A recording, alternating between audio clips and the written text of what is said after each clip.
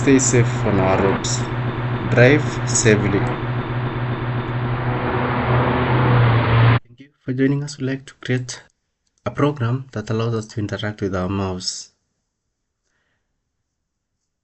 We can change our sprite, delete this default sprite, choose another sprite, an example, a car convertible. We have it here. Then we will bring in the event trigger when the green flag is clicked. Also, we'll bring in a control structure. We have different control structures. We have the loop control structures or repetition control structures. We also have the selection structures. For this situation, we can use if control structure. Let's try first. When you bring in if control structure, we can test a condition here, and if it is true, this condition that's within the if control structure will be executed. For example, if we sense that the mouse is down here, we're using when we press the left mouse button or when we click, what should happen? We can play some sounds. We can add a sound here. Let's say a car sound.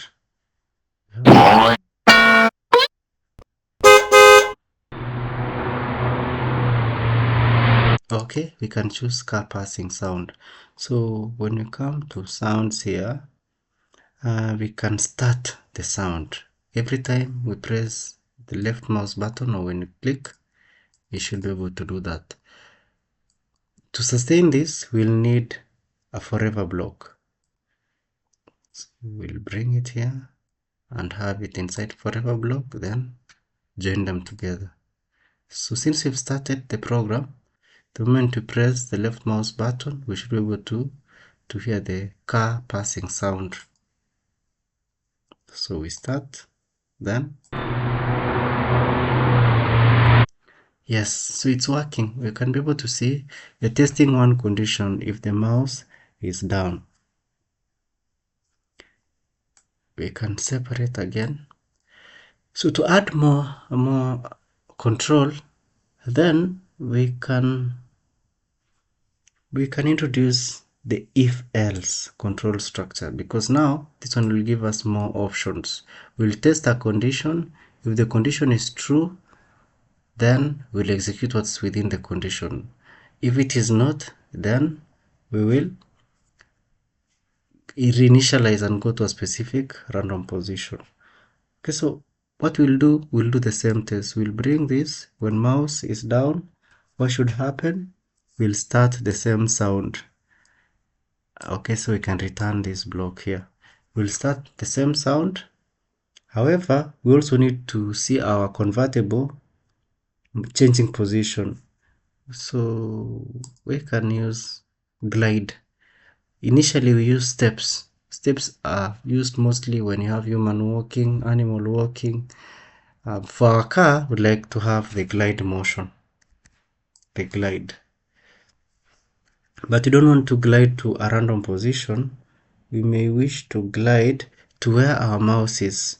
So we'll just select this one, glide to where our mouse is. Instead of a random position, we go to where our mouse pointer is. Okay, and at the same time, if for example, it was top here and then we need to have it come down. So if our mouse pointer was here, then it will glide all the way up. But if mouse pointer is released, it should come back to this position. So what should we do? We should bring it back. We should bring it using this option, go to X, Y position. So we'll come, drag this here and specify the position. What is the ideal position? Let's say here. We can specify negative. negative 157. We'll move it slightly up. But let's say negative 156. Negative 156. And position negative 97. Okay. So let's try one more time. Bring this into forever block and then combine them. Okay. When you press and hold, it remains there. When you release, it comes down. When you press and hold, it goes up. When you release, it goes down. Anyway, it goes to where the mouse pointer is.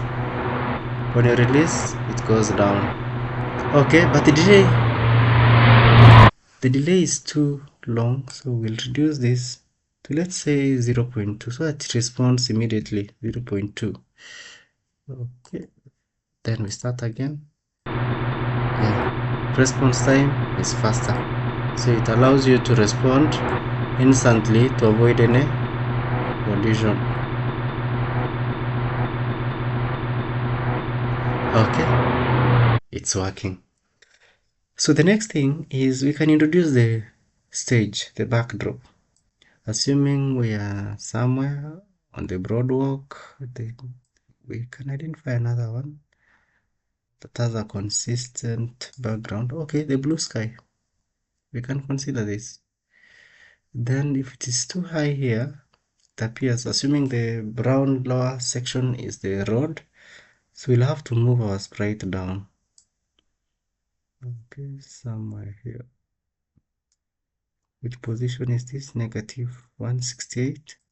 So we'll change to negative 168 and negative 113. Okay, run our program. So it will continuously initialize by coming back to that position.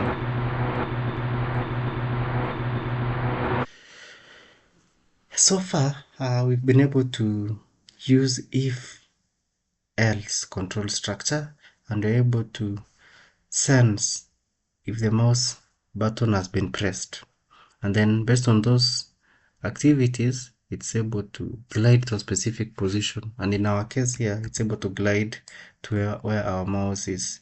And if the mouse button is not pressed, then it will reinitialize and come here, else it will go to this position, the resting position in our case. We can introduce another sprite. So let's do that. Click on choose a sprite. Which other sprite? Let's say another car. Okay, this time instead of convertible, we use a truck.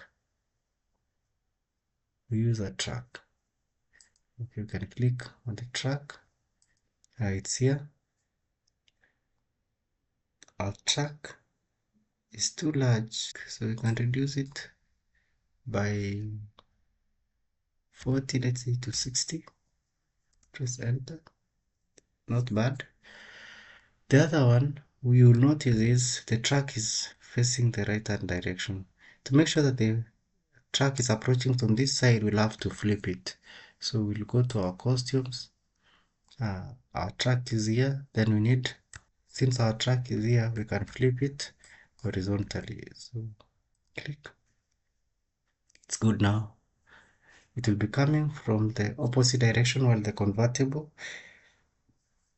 is going in the right hand direction. We'll go back to our code. So here we'll again initialize this so that they're moving on the same level. Our sprite convertible was at 168, 113. What about our truck? Okay, we'll have it here 180, 119. So we've written a program already for the convertible. Now it's our time to write a simple program for the track, and the intention to have the track glide towards the convertible. So we will use the same approach when the green flag is clicked, so that we can trigger all the programs by just clicking on this green flag. When the green flag is clicked, what should happen? Motion. We should glide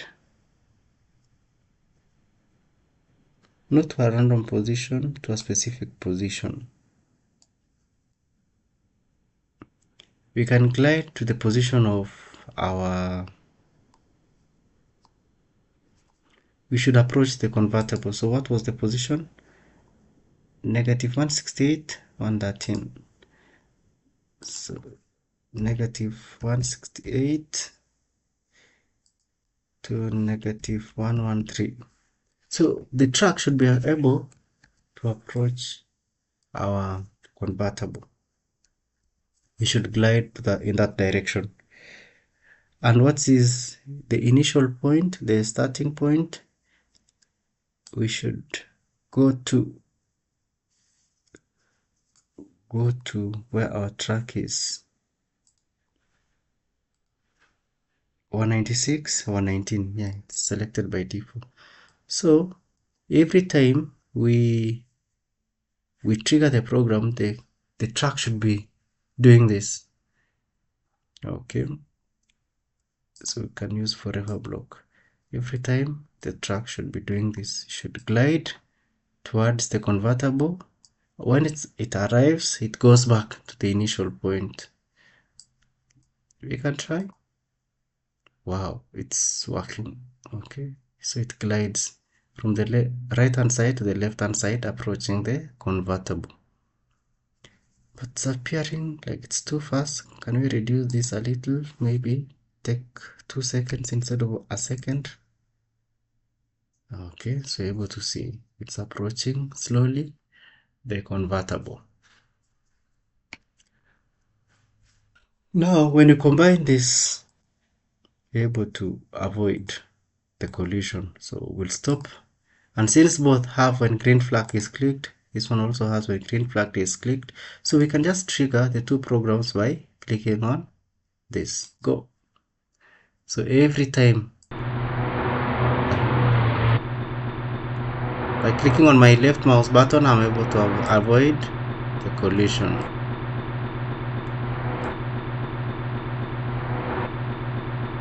So how do we sense that the vehicles are colliding? Want to know whether the truck and the convertible are touching each other. How do we do that? Okay, to do that, we may want to consider that as score. A score. Every time the truck touches the convertible, we consider that as a score. So we write another simple program to help us record the score every time, or for the duration the truck touches the convertible.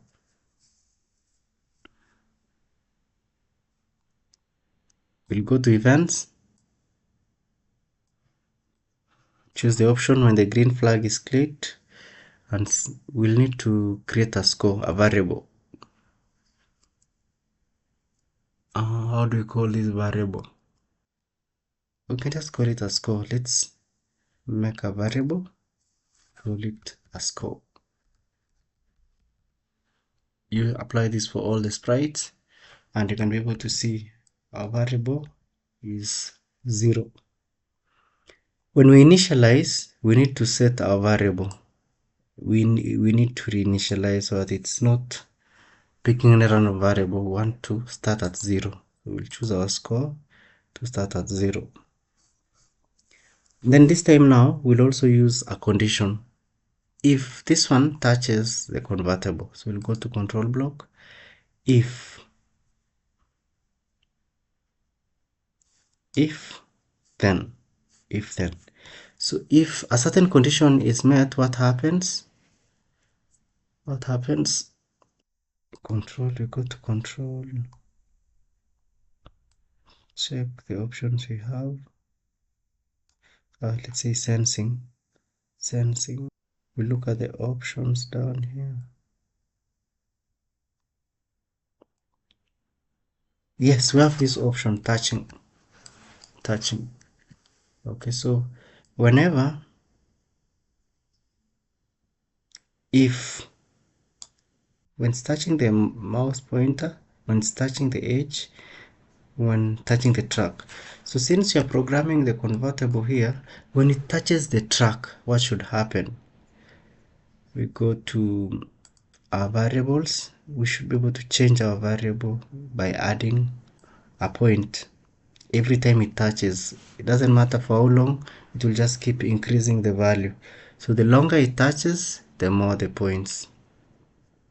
Though the intention is not to appear like score. We can change our variable. Then we can rename this variable to impact. Okay, damage, we can call it damage. We can change the variable to have it as damage. So let the damage variable increase by 1, because the longer the impact and duration of impact, then the more the damage on the other vehicle. So we'll set initially the damage to 0, and every time it touches, you're able to increment by adding 1 the damage. And that's it. So, but we'll need to do this forever, indefinitely, until we stop the program. So we'll go to control and have this done forever. Then we can combine. So let's test and see. Every time the track touches the convertible, then we increase the damage by 1. Okay.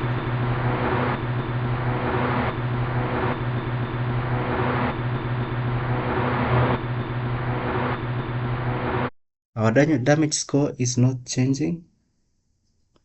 Change damage by 1 if it should be here, not if forever block. If touching, then you can have it this inside forever. Okay. Yeah, you can see for the duration in which this one touches, the track touches, you can be able to see the points increasing for the duration. Even if it touches slightly, it will still increase the points. Okay, so let's start our game.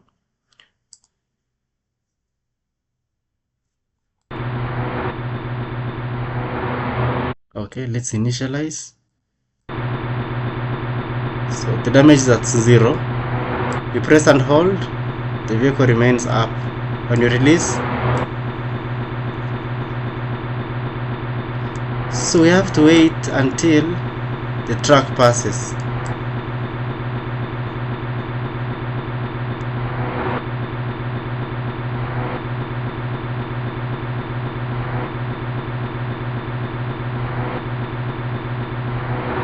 Okay, so it's a very interesting game to know how to respond immediately another vehicle approaches to avoid any accidents. We stop again, reinitialize, and try. So if you are an efficient driver, then there are no accidents.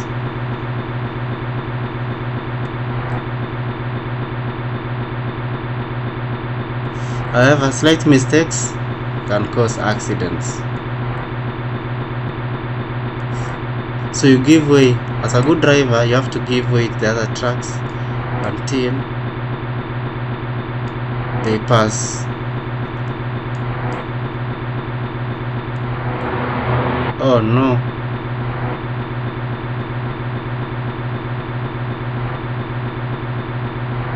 And then you can glide to different positions depending on where the mouse pointer is.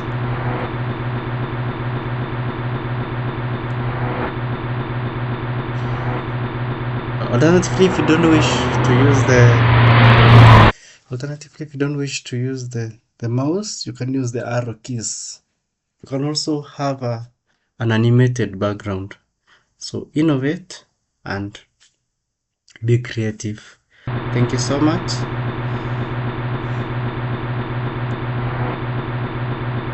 Stay safe on our roads. Drive safely.